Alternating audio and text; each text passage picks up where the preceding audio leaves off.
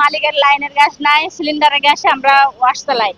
আমারে যখন বোতল সিলিন্ডার আসে তখন আমরা কাজ করি, যখন বোতল ভরে যায় তখন আমরা কারখানায় বসে থাকি। আমার কোনো কাজ নাই, আমার গ্যাসের সমস্যা। কাজ না থাকলে মালিক বেতন কখনো দেবে? মালিক বেতন না হলো, কাজ না থাকলে মালিক বেতন দিতে পারবে? কোম্পানি রাখতে পারবো? আমাকে কি দিয়ে বেতন দেবো? কি দিয়ে চালবো কোম্পানি?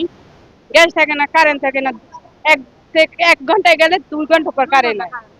আবার মনে করেন আধা ঘন্টা গ্যাস থাকলে আবার 4-5 ঘন্টা গ্যাস থাকে না। তাই কিভাবে কোম্পানি চলবো? মালিক যদি ফ্যাক্টরি না চালায় তাহলে বন্ধ হয়ে যায়, তা আমরা 4-500 লোক শ্রমিক এবং আমাদের ফ্যামিলি কোথায় যায় দাঁড়াবে?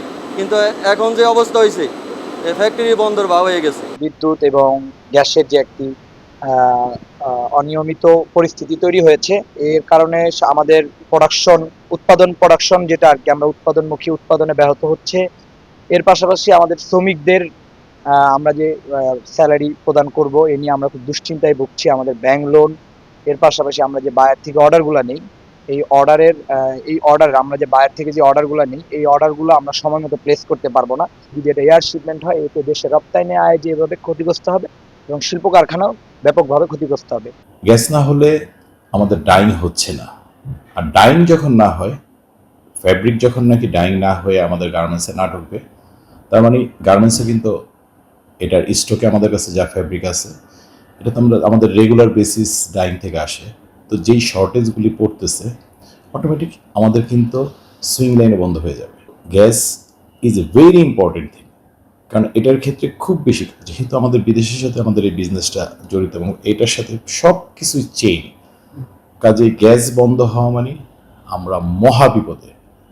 শুধু ফ্যাক্টরি ওনাররা এখানে কিন্তু লস করতেছে না, আমাদের ভাবমূর্তি নষ্ট হচ্ছে, সাথে সাথে দেশের অনেক বড় ক্ষতি কিন্তু একটু একটু করে যদি প্রত্যেকটা ফ্যাক্টরিতে ধরেন অনেক বড় ক্ষতি হচ্ছে। লসের পরিমাণটা তো অনেক। এখন আমাদের ফ্যাক্টরিগুলো ছোট ছোট ফ্যাক্টরি, মিটিং ফ্যাক্টরিগুলো, এতেই দেখা যাচ্ছে যে আমরা প্রায় প্রতিনিয়ত একটা ফ্যাক্টরির প্রতি মাসে 4 লাখ 5 লাখ থেকে ধরে ফ্যাক্টরি সাইজ অনুযায়ী দেখা গেছে যে কারো 15 লাখ 20 লাখও লস হচ্ছে বড় ফ্যাক্টরিগুলোতে, মিটিং ফ্যাক্টরিগুলোতে।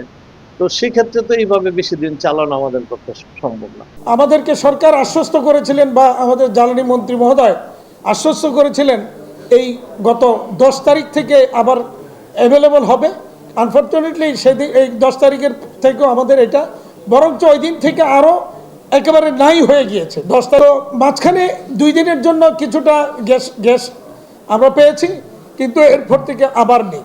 তো এইখান থেকে যে প্রস্তাবনাগুলি আসছে আমি আপনাদের সামনে তুলে ধরছি। সরকারকে আমরা বিনীত অনুরোধ করব যে এই বিষয়গুলি ভেবে দেখার জন্য এবং প্রয়োজনীয় পদক্ষেপ নেওয়ার জন্য।